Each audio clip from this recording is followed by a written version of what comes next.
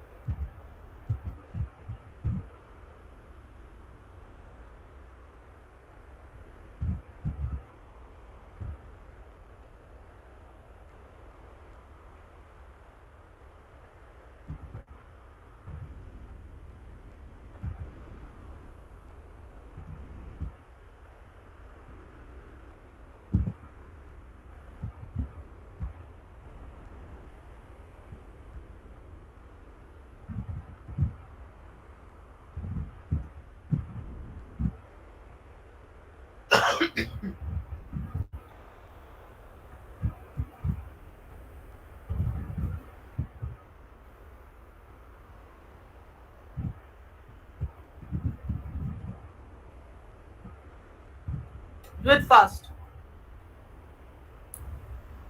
Ma'am, Yes. ma'am, in the s to the power 3 term, there are two zeros coming.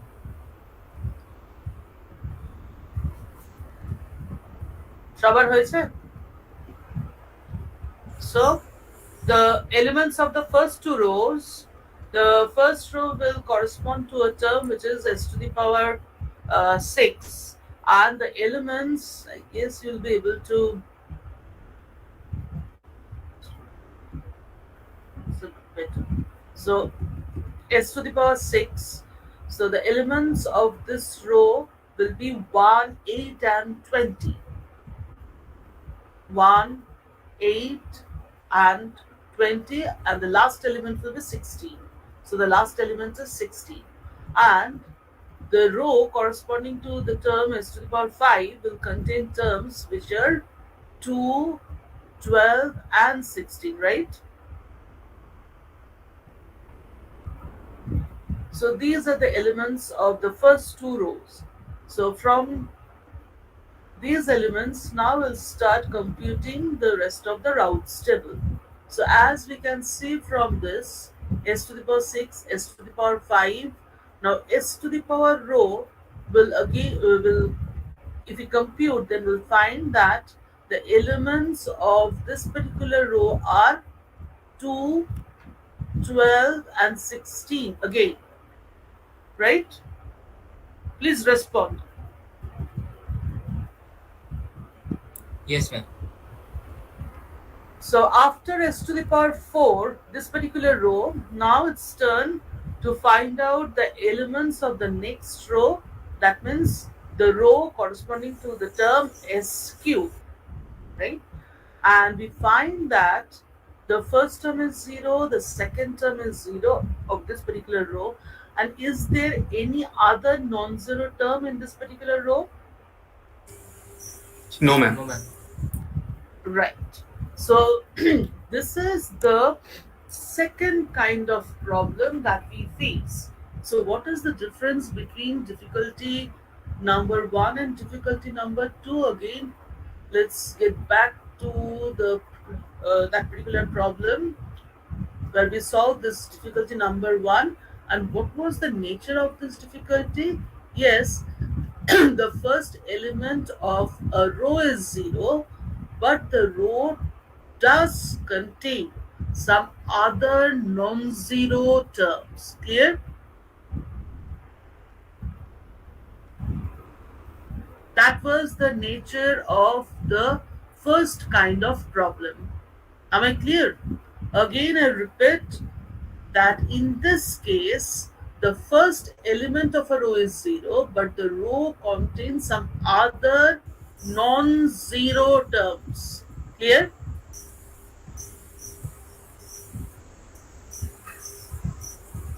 But in this case, you see, what is the problem? The problem is the entire row, all the elements of this particular row are 0.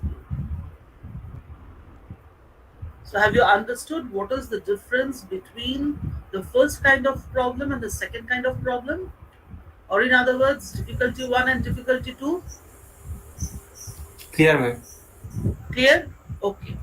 So, if we come across this situation, that this particular situation or this fact implies that the system has symmetrically located roots in the S plane,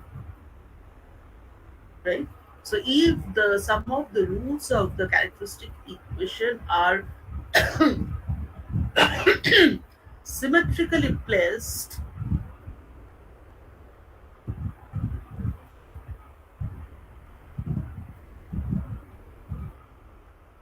okay, so this is our S plane, right? So while computing routes table, if we find that in one particular row all the terms are 0, that means the sum of the roots of the characteristic equation will be symmetrically placed in the S plane. So just ignore this. Okay, just we are considering the S plane. So this is sigma g omega. So what could be the nature of symmetrically placed roots? The symmetrically placed roots in the S plane could be real roots. Can you follow the cursor?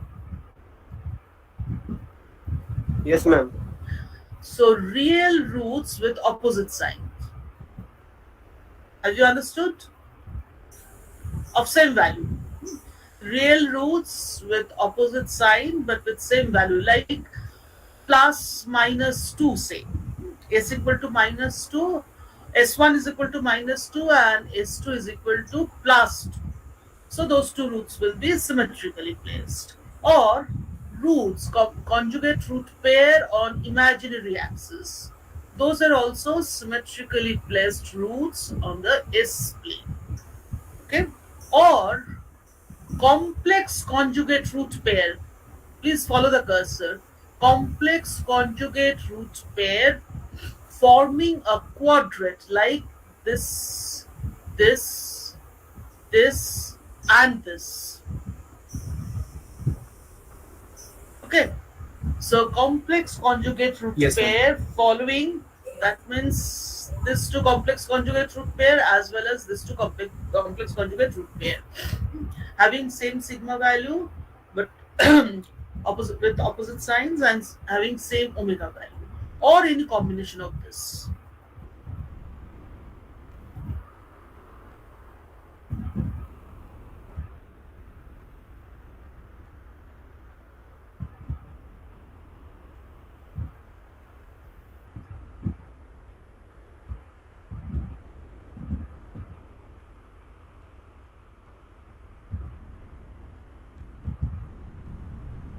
So now, since the nature of the difficulty or nature of the problem is different, hence this kind of problem or this kind of difficulty cannot be solved using the previous method.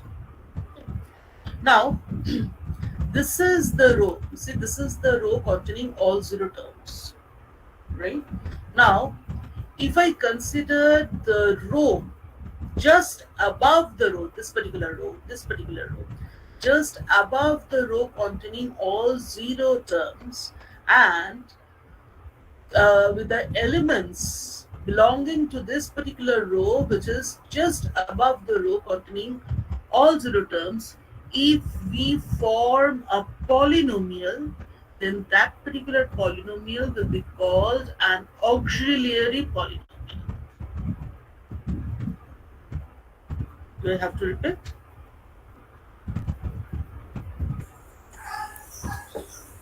No, ma'am. Okay. So in this case, you see this S cube row is containing all zero terms. Hence, if we form a polynomial using the elements of S4 row as coefficient, then the polynomial will be 1 into s to the power 4. This is s to the power 4, right?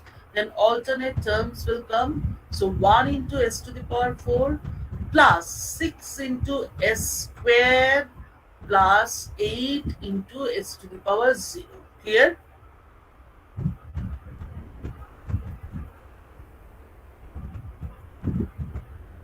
Yes, ma'am. So this polynomial is called the auxiliary polynomial, right? And if we equate this auxiliary polynomial to 0, then we'll get auxiliary equation. Okay? Now, if we solve the auxiliary equations, naturally we'll get the roots of the auxiliary equations. Clear? So if we equate AS to 0, then we'll get the auxiliary equation. And if you solve the auxiliary equation, so in this case, this is the fourth order auxiliary equation. So if we solve the auxiliary equation, then we'll get the roots of the auxiliary equation. Clear?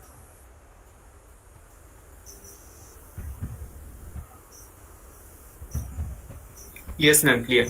Okay. Now, interestingly, the roots of the auxiliary equations are also the roots of the characteristic equation. Okay.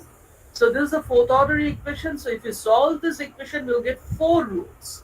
Okay. So from auxiliary equation, we'll get 4 roots, and you see the actual characteristic equation is a 6th order equation, right? That means the system has got 6 closed loop poles or 6 roots of the characteristic equation. So if we divide QS by AS, we'll get a 2nd order polynomial, and if we equate that to 0, then we'll get the rest 2 roots of the characteristic equation. Here,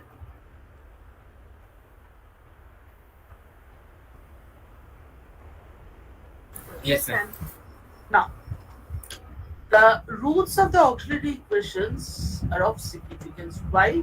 Because the roots of the auxiliary equations are those roots of the characteristic equation which are symmetrically placed on the S plane. So if we solve the auxiliary equation, then we'll get some of the roots of the characteristic equation depending upon the order of the auxiliary equation, and those roots are the roots which are symmetrically placed on the S plane. And because of that particular fact, we are getting, while computing Raoult's table, we are getting a row containing all 0 terms.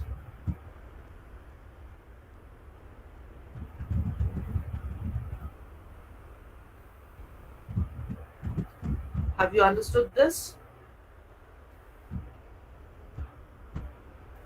If you have any doubt, please feel free to ask me.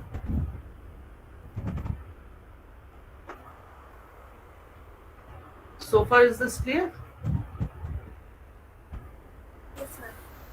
Clear, ma'am. Yes, ma'am. Okay.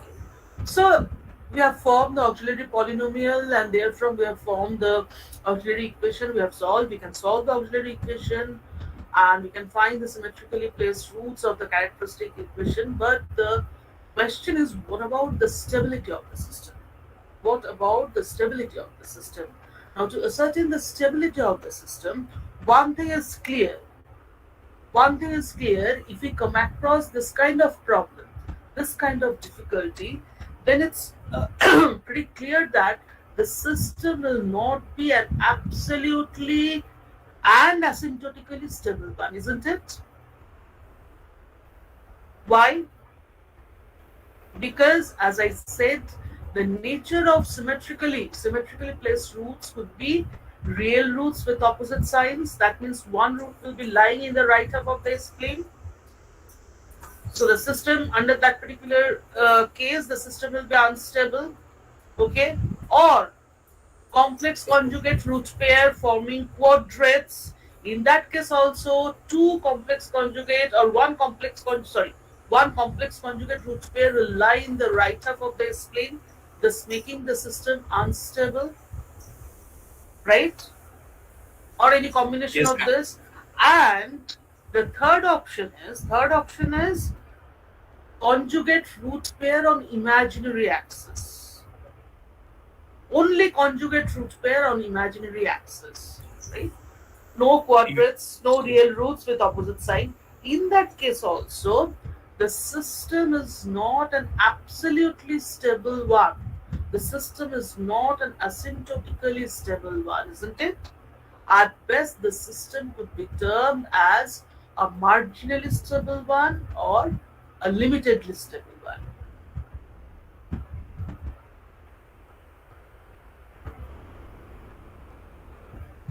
So, is this clear? Now, yes, we know that if we face this situation, then the system is not going to be an absolutely stable one. But whether the system is limitedly stable or whether the system is unstable, if you try to answer this question, then again we'll have to complete the route step.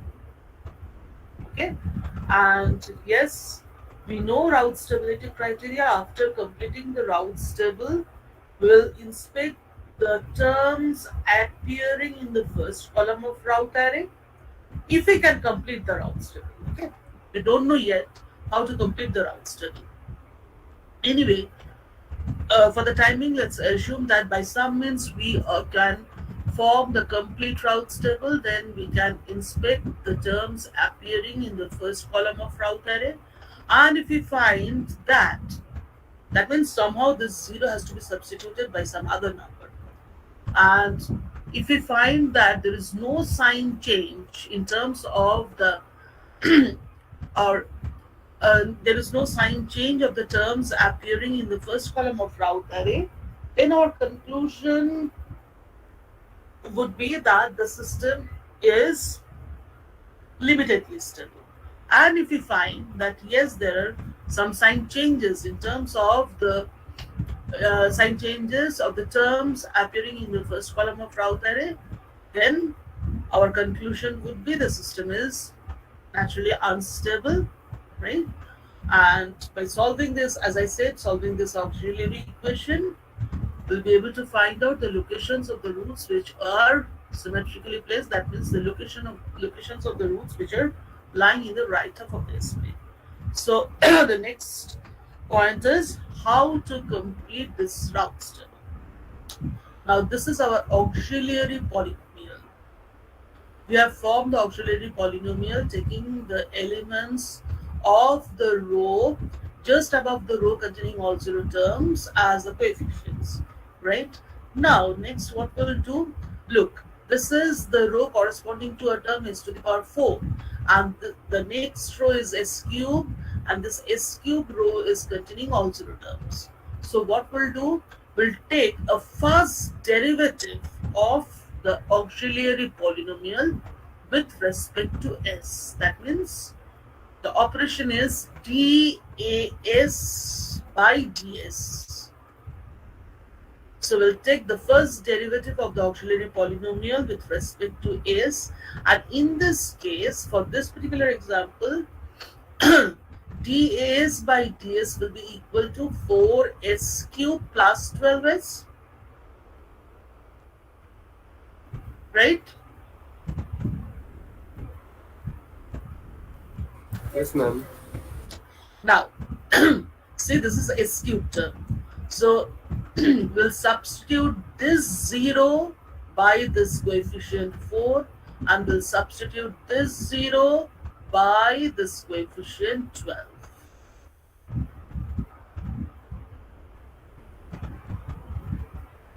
So, that is the method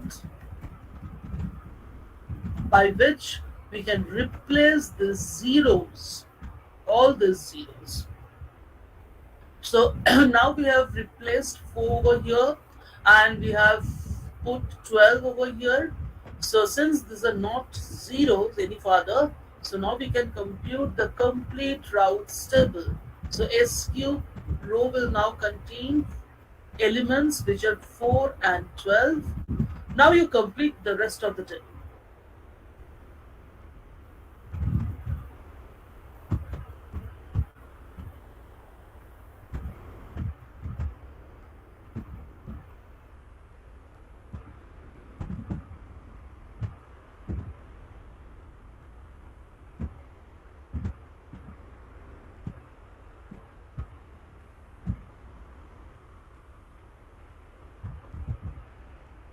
You may not get these values because you see here they have divided this row by 2, and also they have divided this particular row by 2. So if you have not divided those two rows by this factor 2, you will get some different elements. But tell me, is there any sign change in the first column of Raoult array? No, ma'am. So no sign change in the first column of Raoult array. So our conclusion is the system is not unstable. That means no roots are there in the right half of the SK. So what could be the locations of the symmetrically placed roots? Probably On the the imaginary. j omega axis. Yes, imaginary axis. Okay. So now let's try to validate our conclusion. Okay. So justify our conclusion. So this is our auxiliary polynomial s to the power 4 plus 6s squared plus 8. Now solve this equation and find out the 4 roots.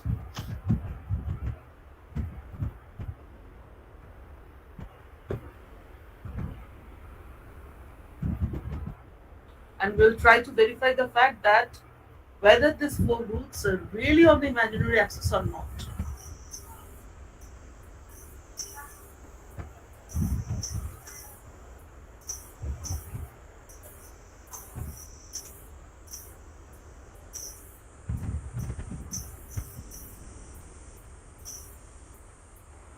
Ma'am, the roots are plus minus 2j and the plus minus root 2j. These are the roots. That means 4 roots are there on the imaginary axis. 2 conjugate pair on the imaginary axis. So our conclusion is correct that the system is liminarly stable.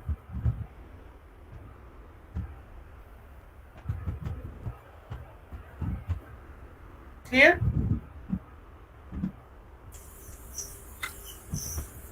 Yes, ma'am, clear. Okay, so this is the method.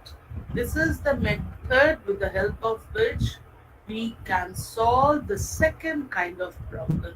So if we encounter the first kind of problem, difficulty 1, then we'll substitute the first 0 by a very small positive number epsilon, and then we'll proceed for computing the rest of the table, Raoult's table. But in this particular case, we'll have to find out the auxiliary polynomial. Then we'll have to take the derivative, first derivative of the auxiliary polynomial with respect to s, and we'll have to substitute the 0 terms by the coefficients of the polynomial, which is the first derivative of the auxiliary polynomial, and we'll complete the route table. Okay, and then we'll inspect the first column, elements appearing in the first column. If there are some sign changes, yes, some roots are there in the right half of the S-plane, so the system will be unstable. And if there is no sign change, then uh, our conclusion would be that the roots will be on the imaginary axis. Try to solve the auxiliary polynomial. Not try, actually, you'll have to solve the auxiliary polynomial in that case, and you'll have to find out the locations of the roots on the imaginary axis. Even if there is a sign change, you'll have to solve the auxiliary polynomial to find out the locations of the symmetrically placed roots on the S scale. Is it absolutely clear? What is the difference between difficulty 1 and difficulty 2? How to tackle difficulty 1 and how to tackle difficulty 2? Is it absolutely clear? Clear, ma'am. Okay. Now route stability criterion can be used for design purpose as well. The application of the route stability criterion to linear feedback system. So let's consider this example. You can draw this diagram, this block diagram, because the values are not that legible. So this is RS, this is the summer, and this is our negative feedback. So over here we'll put a positive sign, over here we'll put a negative sign. This is the activating signal or ADAS signal, and the transfer function of the forward path transfer function is k by s into s square plus s plus 1, and the next factor is s plus 4.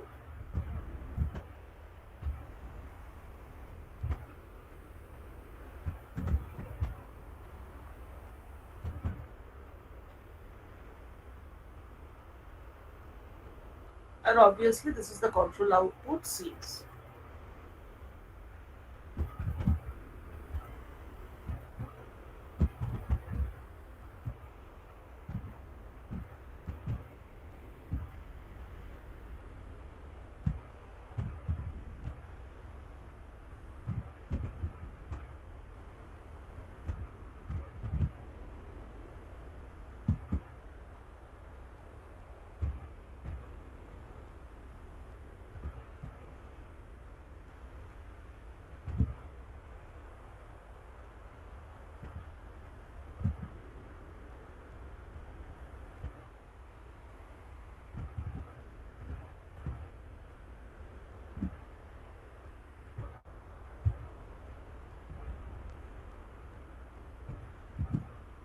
Done?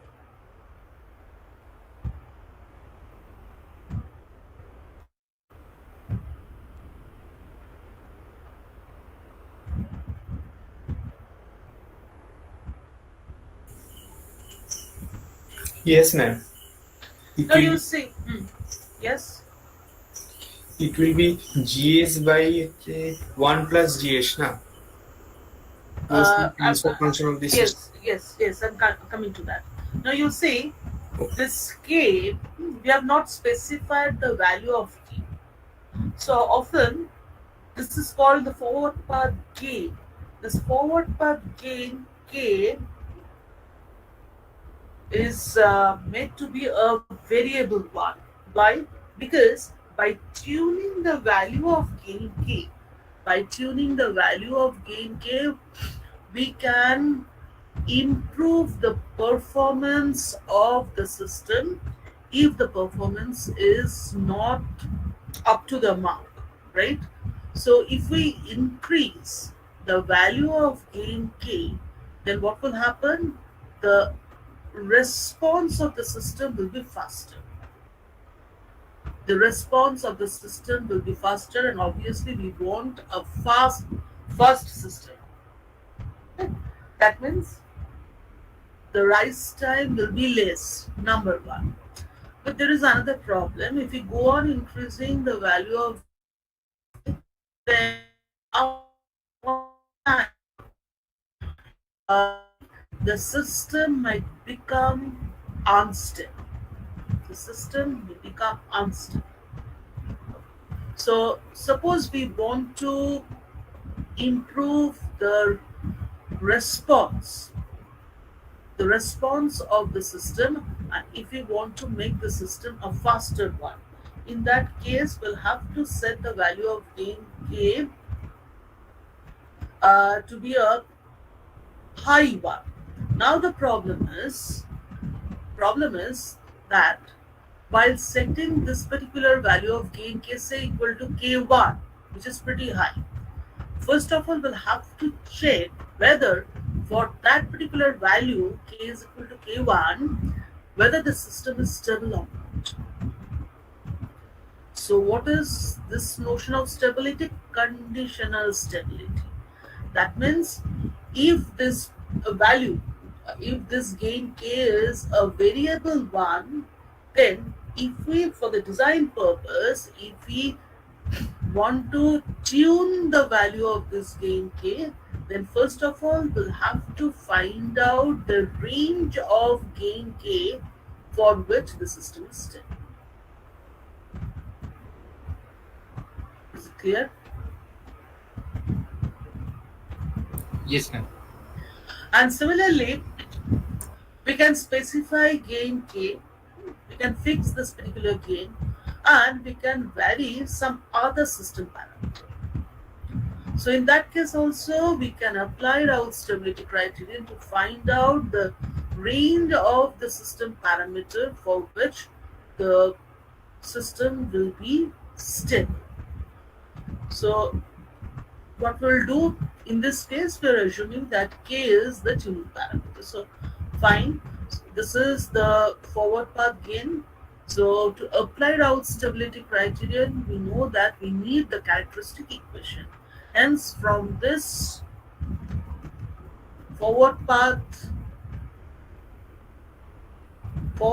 transfer function will have to form the closed loop transfer function, which is Cs by Rs, and the closed loop transfer function Cs by Rs is equal to Ts, and for negative feedback Ts is equal to, if the forward path transfer function is Gs and the feedback transfer function is Hs. This is a unit feedback system. So if you assume that there is a block in the feedback path having a gain in Hs, then the closed loop transfer function will be Gs by 1 plus GSHs. Am I right? Yes, ma'am. Yes, ma'am. And if it's a regenerative feedback, that means if it's a positive feedback, then the transfer function will be Gs by 1 minus GSHs. Right? So here we are using negative feedback. So find out the transfer function and therefrom closed loop transfer function, and therefrom find out the characteristic equation.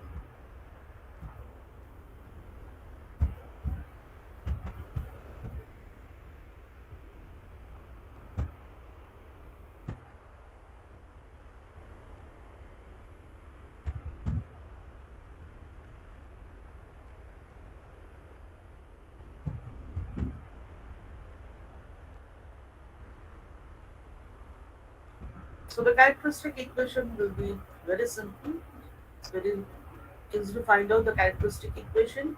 Qs will be s into s square plus s plus 1 into s plus 4 plus k. And that will be, since this is Qs, so that will be equal to 0.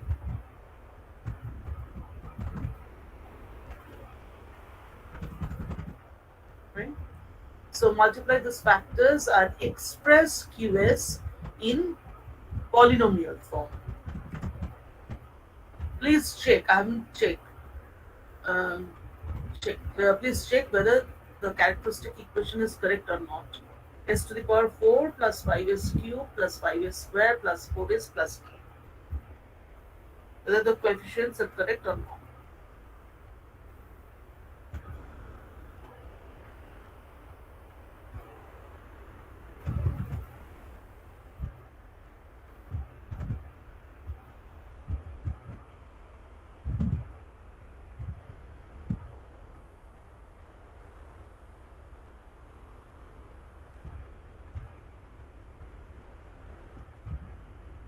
Is the characteristic equation correct? Yes, ma'am. So now we'll apply Raoult's stability criterion. So first row will correspond to s to the power 4, this term s to the power 4, and the elements will be 1, 5 and k. And the second row will contain the elements which are 5 and 4.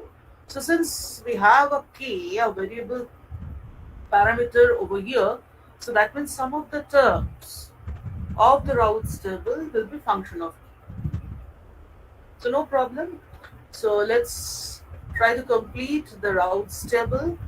So this one will be 5 into the second s square row will contain two terms. One is 5 into 5 minus 4 divided by 5. So it will be 21 by 5, right?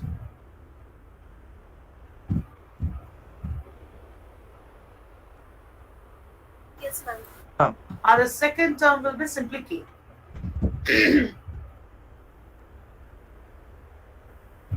5 into k minus 1 into 0 divided by 5. So it will be an or k. Right? Now the next row is to the power 1 row will contain one term. So find out this term. Or check whether the term appearing in this particular row, this value is correct or not. Correct. Correct, ma'am. Correct. Okay. And of s to the power 0, this row will contain a single term which is k. Right? So, what is our objective? Our objective is to find out the range of gain k for which the system is stable. So, for a system to be stable, we know that all the terms appearing in the first column of Raoult array should be positive as 1 is positive, right? So that means the value of this gain k should be greater than 0. Do you agree? Yes, ma'am. Similarly, this term, for the system to be stable, this term should also be greater than 0. So 84 by 5 minus 5k should be greater than 0.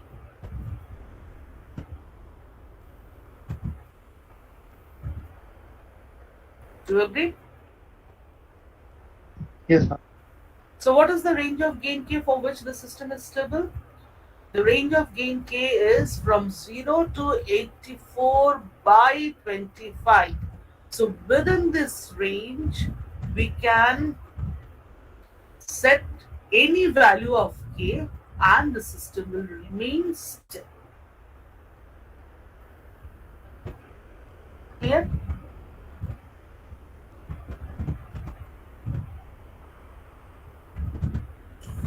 Yes, ma'am. Now in the limiting condition, if k is equal to 84 by 25, if you set the value of gain k, or if you assume that the value of gain k is 84 by 25, what will happen? It will be 0. So this term will be 0. So S1 term will contain a 0. And is there any other term in this particular row which is a non-zero one? No, ma'am. No. That means in the limiting condition, when the value of gain k is equal to 84 by 25. 84 by 25. So we are facing the second kind of problem, and it's clear that the system under that particular situation, that means when the value of gain k will be 84 by 25, the system will have symmetrically placed roots on the imaginary axis, right? So to find out the locations of the roots on the imaginary axis, let's form the auxiliary equation or auxiliary polynomial, considering the elements of the row of this row, which is just above the row containing all zero terms.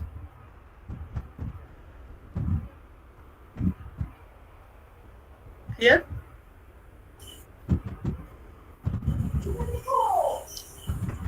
Yes, ma'am. Here. so the auxiliary equation in this case will be 21 by 5 s square plus k. And what is the value of k? The value of k is 84 by 25. So our auxiliary equation, in the limiting case, our auxiliary equation will be 21 by 5 is square plus 84 by 25 and equal to 0. That is our auxiliary equation. So if we solve this auxiliary equation, we'll find that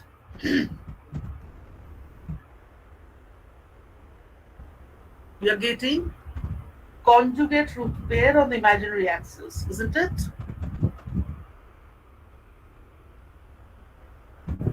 Yes, ma'am. Yes, ma'am. So in the limiting condition, when the value of gain k will be 84 by 25, the system will be limitedly stable.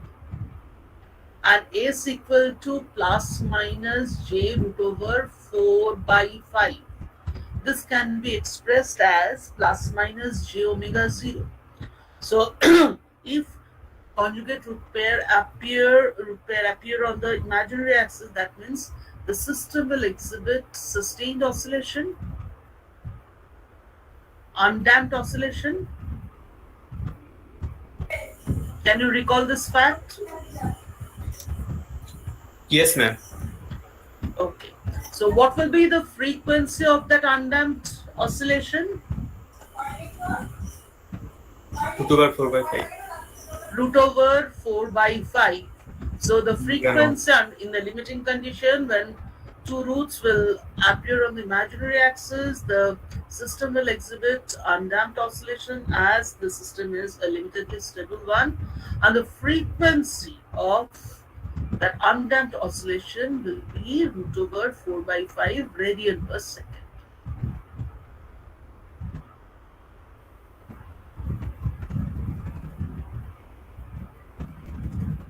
Now, one thing is clear, that is, okay, just try to answer this question. What will be the nature of the order of the auxiliary equation? Second order. Why second order? In this case, it's a second order one. In the previous example, Yes, it was a fourth order one, Yes, ma'am. right? So, how to generalize this fact? The roots of the auxiliary equations are symmetrically placed, and already you know what would be the nature of the symmetrically placed roots on the S plane. So obviously the order of the auxiliary polynomial will always be even. Yes, Is ma'am. this statement correct or not? Yes, ma'am. Correct. Right. So always the order of the auxiliary polynomial will be even. It could be 2, it could be 4, it could be 6, etc. So far what we have discussed, do you have any question, any doubt? Ma'am আমার একটা প্রশ্ন আছে। বলো। বলছি যে আগের কেসটাতে যেরকম আমরা ইমাজিনারি অ্যাক্সেসের উপর 4টে রুট পেয়েছিলাম, আর এক্ষেত্রে দুটো পেলাম। তো এক্ষেত্রে যেহেতু দুটো পেলাম, আমরা আনড্যাম্পড অসিলেশনের ক্ষেত্রে ওটাকে বলছি ফ্রিকোয়েন্সি অফ অসিলেশন। তো যদি আমরা 4টে ইমাজিনারি রুট পাই যারা কমপ্লেক্স পিওর ইমাজিনারি কনজুগেট, তো সেক্ষেত্রে সিস্টেম মানে আমরা কি বলতে পারি যে মানে ফ্রিকোয়েন্সি অফ অসিলেশন কি দুটো ফ্রিকোয়েন্সি অফ অসিলেশন থাকবে সিস্টেমটার, মানে ওটা কি আহ, দুটোর মধ্যে যে কোনো একটা ফ্রিকোয়েন্সি অফ অসিলেশনে অসিলেট যে করতে কোনো পারে একটা না? ফ্রিকোয়েন্সি কি হবে বলো তো? ম্যাম বুঝতে পারলাম না, একবার বলুন। এক্স্যাক্টলি কি হবে?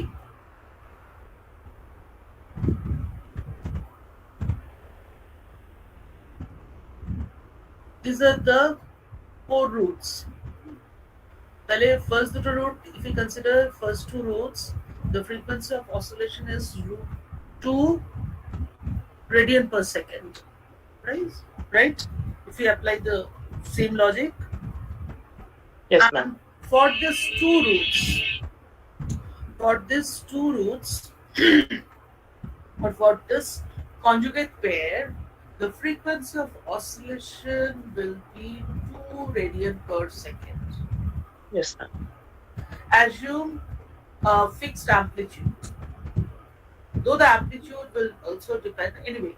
So for the time being, it's your assignment, that is, on a graph paper, plot a sinusoid having this frequency, and on the same graph, same axis, using the same axis, plot the second sinusoid having a frequency which is 2 radian per second. You get my point? Yes, ma'am. And therefrom, so one is C1 is, just remember we are discussing linear system.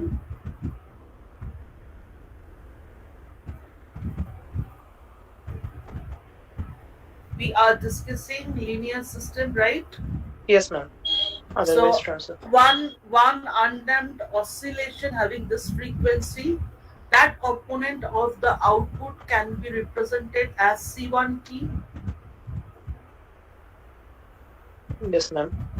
The second sinusoid having this frequency, which is 2 radian per second, can be designated as C2t. Yes, ma'am. And so the output, the resultant undamped oscillation CT at the output of the system will be C1t plus C2t. And I'm just using superposition. Yes, because we are discussing Linear system. Yes. Right. So for this we'll get a term which is C1t. For this we'll get a second component of the output which is C2t, and the resultant output will be CT, which is C1t plus C2t. So plot those two sinusoids and try to obtain the resultant sinusoid. That is your assignment for all of you. And in the next class, please show me the resultant output. Any one of you. Is it clear? What is your assignment? Is that clear? Ma'am কিন্তু যখন আমি total রেসপন্সটা find করবো বা C1t যখন find করবো, তখন তো সেটার মধ্যে C2t-টাকে আমি আলাদা করবো কি করে? মানে ট্রান্সফার ফাংশনের যেটা আমার ডিনোমিনেটর, সেখানে তো s² প্লাস 4 টার্মটাও থাকছে, s² প্লাস 2 টার্মটাও থাকছে। তাহলে আমি C1t আর C2t-টাকে on the basis of frequency দুটোকে আলাদা করছি কি করে?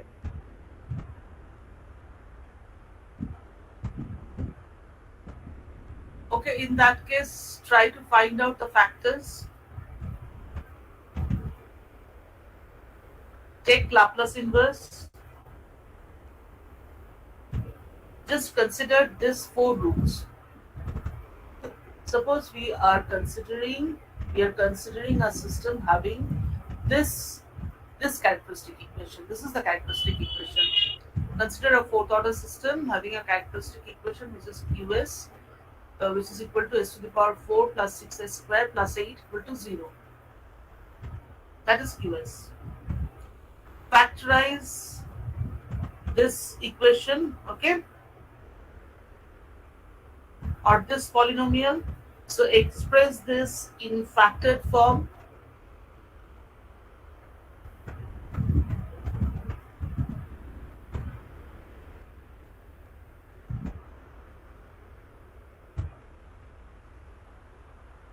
পার্শিয়াল ফ্র্যাকশন করে তাহলে চেষ্টা করি। But সেটাই বলছি। For your convenience, you can assume the transfer function to be some constant a by these two factors, and take Laplace inverse. Ma'am তাহলে প্রবাবল ফ্রিকোয়েন্সি অফ অসিলেশন তাহলে দুটো ফ্রিকোয়েন্সি আমি বলতে পারি, তাই তো? মানে যদি জিজ্ঞেস করা হয়। তুমি রেজাল্টেন্টটা আগে দেখো না কি হয়। রেজাল্টেন্টের ফ্রিকোয়েন্সিটা বার করবো দুটো। দুটো ইন্ডিভিজুয়াল ফ্রিকোয়েন্সি দিয়ে দুটো সাইনুসয়েড দিয়ে তুমি দেখো না রেজাল্টেন্টটা বার করতে পারো কিনা। ঠিক আছে? আচ্ছা, ওকে ম্যাম, থ্যাংক ইউ। আমি সবাইকে এটা করতে বলছি কিন্তু। ওকে, সো we have discussed যে এই জায়গাটা দেখো ইন্ট্রো করা আছে বা করার চেষ্টা করেছি। So another method has been discussed in this particular book for the case where we face the first kind of difficulty, right? But this method, at times, this method does not yield a correct result. So that's why I have not discussed this method and don't use this method.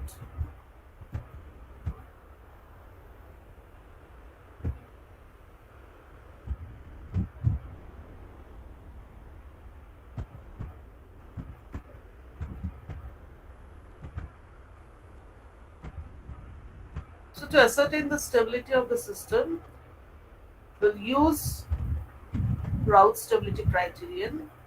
But let's have a look at the Hurwitz stability criterion. What is the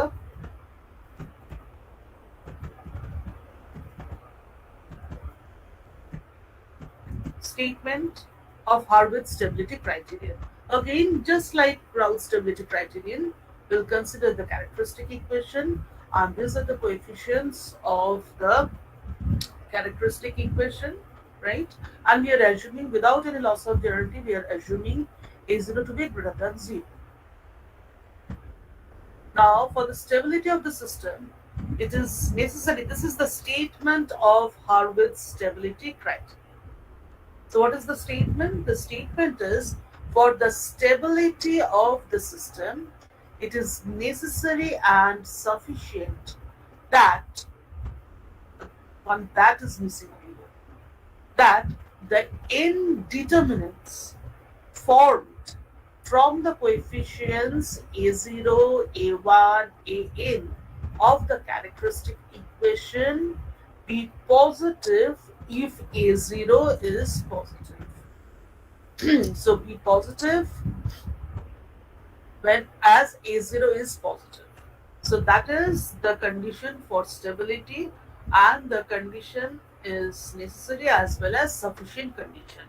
So Raoult's condition is also necessary and sufficient condition, and Hurwitz conditions are also necessary and sufficient conditions.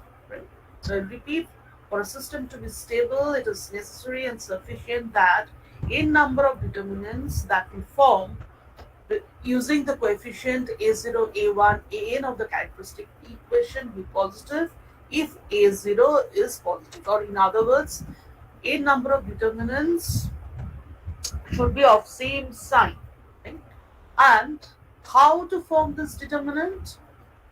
The clue is here in the statement, where these determinants are taken as the principal minors of the following arrangement called Hurwitz determinant.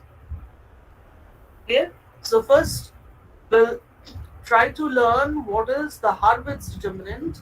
Remember, Harvard's determinant is an nth order determinant, right? So this is our Harvard's determinant. Can you see this? Harvard's determinant, right? So this is the first row. This is n by n. The order is n by, dimension is n by n. The first row and the first term of the first row is a1. This term.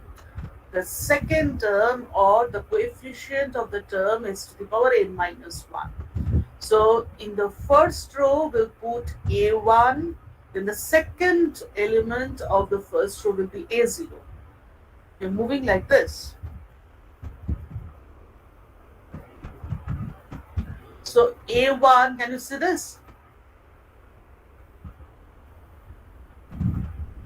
Is it legible? Yes, ma'am. So a1 a0, and if I cross it like this, then this term will be actually, the suffix of this term will be a1 a0, then it will be a minus 1, it will be minus 1 is the suffix, this one will be a minus 2, so on and so forth, right? Now second row, for the second row the first term will be a3. The first row, for the first row we have started with the coefficient a1. So for the second row, we'll start with the alternate coefficient. We'll skip a2 and we'll start with a3. So the elements will be, elements of this row will be a3, then a2, then a1, then a0, then a minus 1, a minus 2, so on and so forth, right?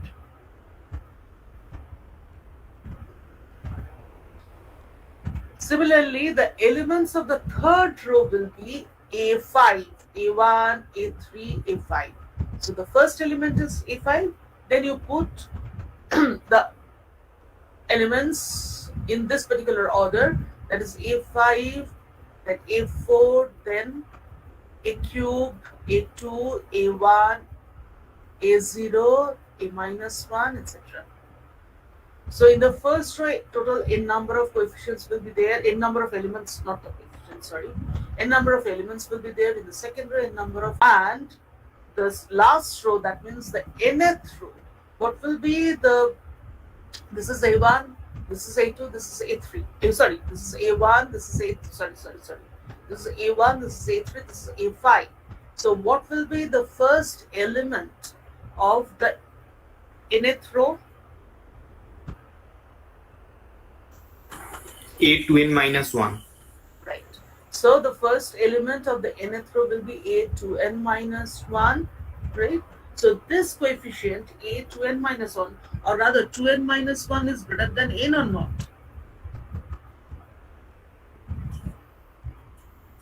Greater than n. Greater than n.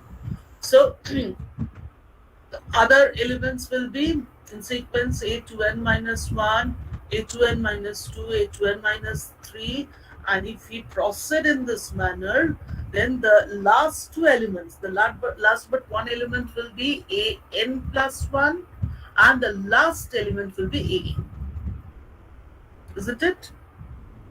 N number of elements will be there in each row.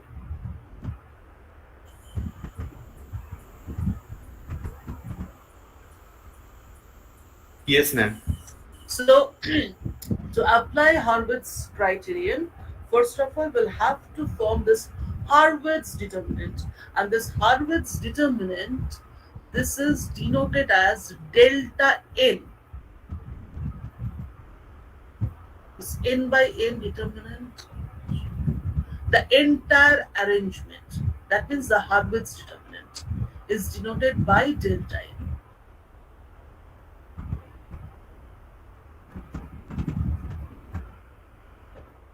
Now, from this Harvard's determinant, we'll start forming, this is the n by n determinant. So we'll start forming the rest n minus 1 number of determinants.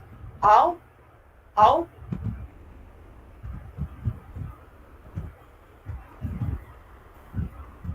how the determinants could be formed? It's written in the statement of Harvard stability criteria, where these determinants are taken as the principal minus of the Harvard's determinant. So principal minus means the determinants will have the same diagonal element. So delta 1, the first determinant, you see the diagonal elements of delta n or Harvard's determinant are a1, a2, a3 dot n. These are the diagonal elements, right? Yes, ma'am. So first we'll have to form a one by one determinant whose diagonal element will be same as the diagonal element of the actual determinant or nth order determinant or Harvard's determinant. So delta 1 will be simply this a1.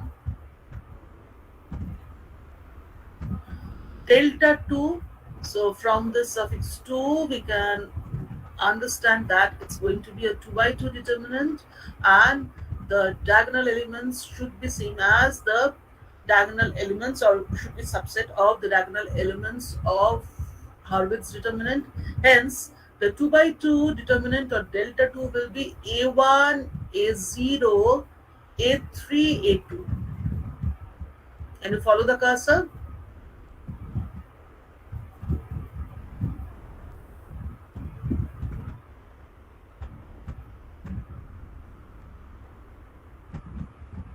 Have you understood this? So delta 2 will be equal to the determinant having elements like a1, a0, and in the next row the elements are a3, a2. Clear? Yes, And this is important. I told you that if I proceed in this manner, then this element will be a minus 1, this element will be a minus 2, and these are the elements, or the suffix of these elements are 2n minus 1, 2n minus 2, right? So the elements having negative indices or indices larger than n should be replaced by zeros. Zero. So all these terms will be zeros. This one will be 0, this one will be 0, this one will be 0, an plus 1 greater than n, so this one will be 0. So in the last row only we'll get this particular term, which is an. Now the 3 by 3 determinant, next delta 3 will be this one. So the elements or row wise elements are like this. This is delta 3, a1, a0, 0, a3, a2, a1, a5, a4, a3. So in this manner we'll have to form delta 1, delta 2, delta 3, delta 4 up to delta n minus 1. And this arrangement, as I said, is called the Harvard's determinant and is denoted by delta n, right? So as per Harvard's stability criterion, for a system to be stable, since a0 is greater than 0 without any loss of locality, then delta 1 or a1 should be greater than 0, delta 2 should be greater than 0, delta 3 should be greater than 0, and delta n, finally delta n should be greater than 0. All the n number of determinants should be positive, and that is Harvard's stability criteria. And if we find that delta n minus 1, if delta n minus 1 is equal to 0, then the system will be a limitedly stable one.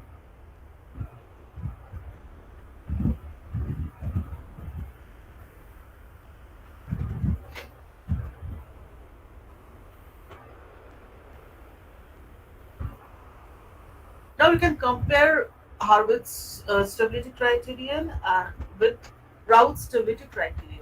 In route stability criterion, what is required? Only will have to uh, form a table, and here we'll have to form a number of determinants, and we'll have to evaluate those determinants for checking the signs of those determinants, right? So if it's a seventh order system, for a seventh order system, very easily we can compute route stability criterion.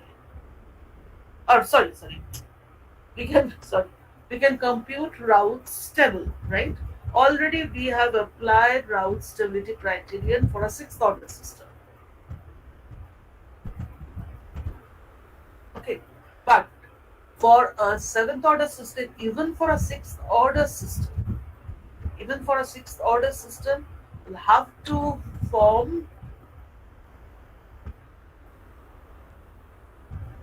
delta 1, delta 2, delta 3, and delta 6. That means you'll have to evaluate a 6 by 6 determinant or a 5 by 5 determinant. You get my point? And the method is going to be time consuming and tedious. Do you agree? Yes, ma'am. So Yes. that's why when we manually investigate with manual calculation, when we try to investigate the stability, absolute stability of a system, we prefer route stability criteria. So here is one example. You see, this is a fourth order system. So s to the power 4 plus 8 is cube plus 18 is square plus 16 is plus 5, right?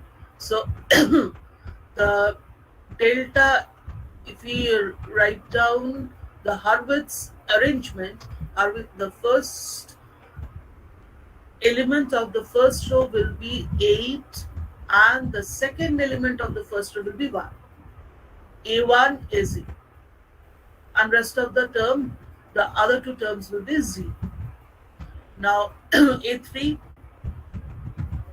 it will be A3, A2, A1, A0. So 16, 18, 8, 1. In the same manner, we can write down the elements of the third row, and the elements will be 0,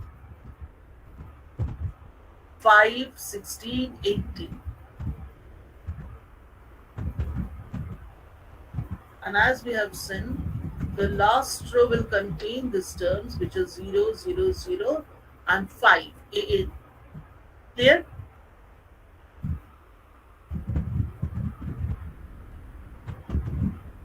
So simply from the given characteristic equation, by inspecting the characteristic equation, we can form the Hurwitz arrangement or delta A.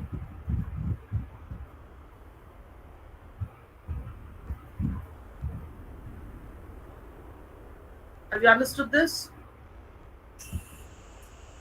Yes, ma'am. So now we'll evaluate delta 1. So it's pretty simple. Delta 1 is 8, that means greater than 0. So please check whether the values are correct or not.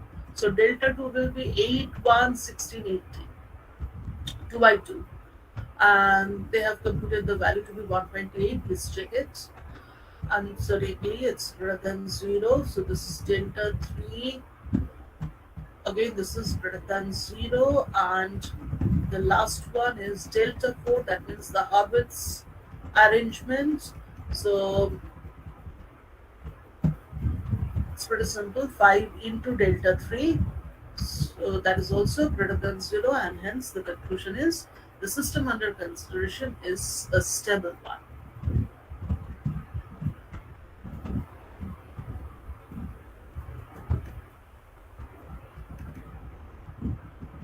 Now look at this. Delta 1 is A1.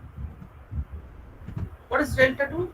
Delta 2 is A1 into A2 minus A0 into A3, isn't it?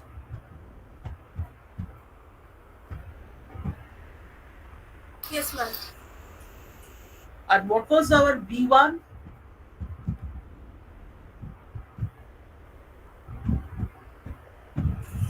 Let's consider Raoult's stability A1 criterion.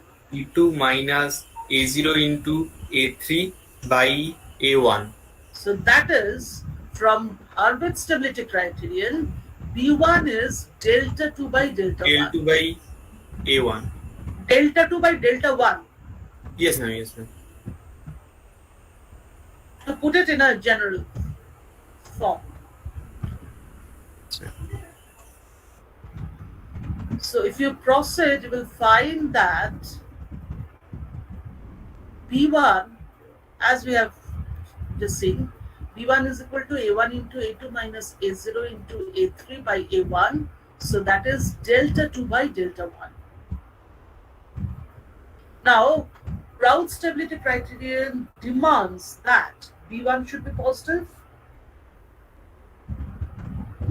and for stability of a system, Harvard stability criterion states that delta 2 and delta 1 should be of same sign, and if A0 is greater than 0, both delta 2 and delta 1 should be greater than 0. That means delta 2 and delta 1 both positive implies B1 should be positive. So what we are trying to do? We are trying to establish the association between Harvard stability criterion and Raoult stability criterion, or the correspondence between Harvard stability criterion and Raoult stability criterion. That means we claim that if we know one stability criterion, then we can derive the other one. Or at least we can say that we can verify the other one, the conditions of the other stability criteria. That we are trying to prove. Similarly, it's your assignment, please check. C1 will be delta 3 by delta 2. Or at least check up to C1.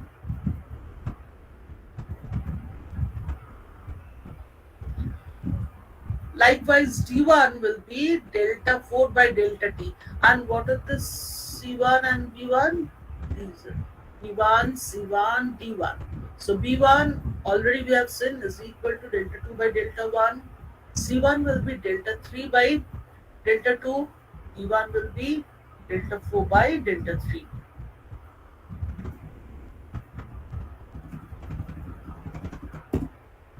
So this conclusion, the condition of positiveness of the Harvard's determinants corresponds to the condition of the positiveness of the elements of the first column of Raoult array.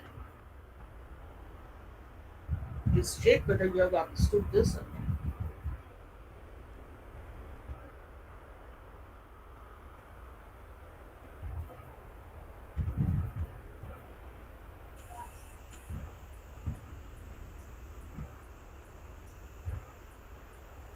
Okay, ma'am. Understood.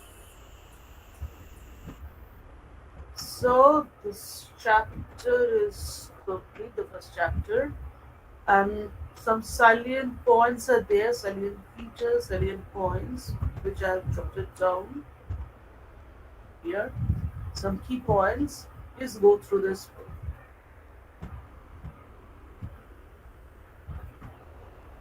Highlighted features, right? And these are your assignments. You have to do the assignments. And there are some discussions on Raoult stability criterion, some more detailed discussions in Raoult stability criterion. Section 1.9, more on Raoult stability criterion, and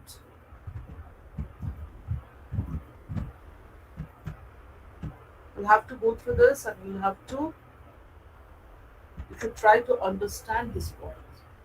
Right? I'm not going to discuss all this in the class. This is your self-study material. But yes, if you find any difficulty, please either share your doubt in the group or in a class, in the next class. Please go through this, and I'll try to clear your doubt.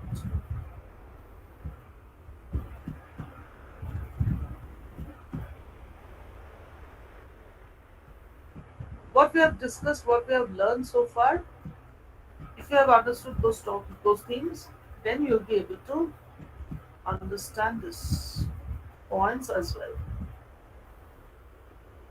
References and notes, and obviously this book, Navrat Gopal, Computer System Engineering, 5th edition.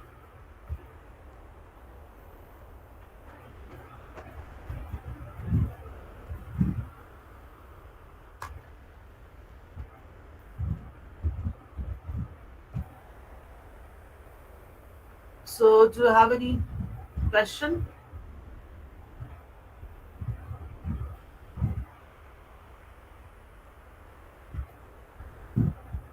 Do you have any question?